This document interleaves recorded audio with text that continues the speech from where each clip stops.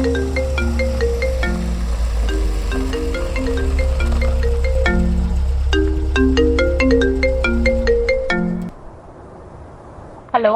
Hello పండు.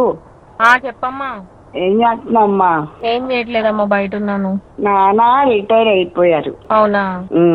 రేపు కంపెనీలో అందరూ రిటైర్మెంట్ చేస్తున్నారు. అప్పుడే రిటైర్ అయిపోయారా? సరే, నేను ఇంటికి వెళ్ళాక ఫోన్ చేస్తాను మళ్ళీ. సరే అమ్మ. ఓకే.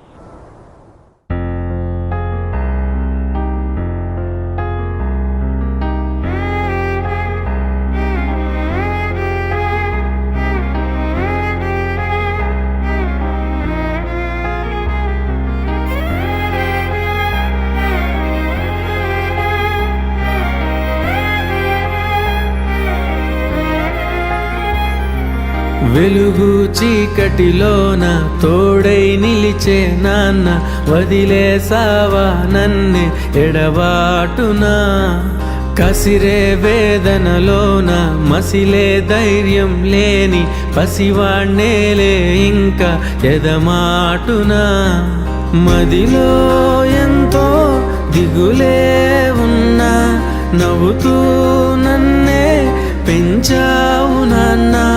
కరిగే మైనం నువ్వవుతున్నా, నిసిలో వెలుగై నడిపావు నాన్న. వెలుగు చీకటిలోన తోడై నిలిచి నాన్న, వదిలేసావా నన్నే ఎడబాటునా? కసిరే వేదనలోన మసిలే ధైర్యం లేని పసివాణ్ణేలే ఇంకా ఎదమాటునా?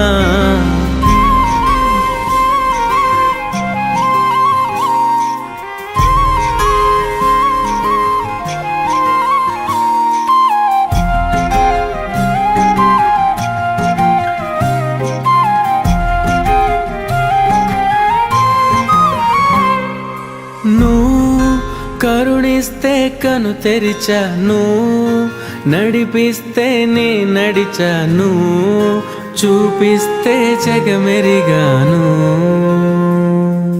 నువ్వు కథ చెబితే మై మరిచని, ఎదపైనే నిదురించానే, నీ కొడుకై తరించాను.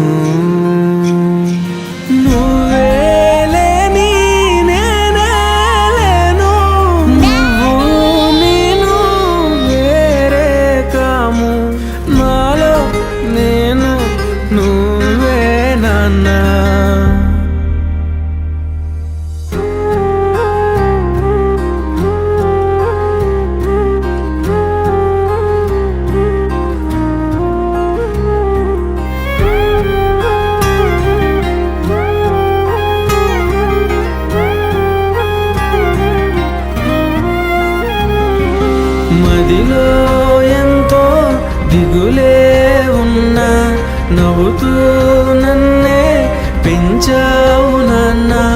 కరిగే మైనం నువ్వవుతున్నా, నిసిలో వెలుగై నడిపావు నాన్న.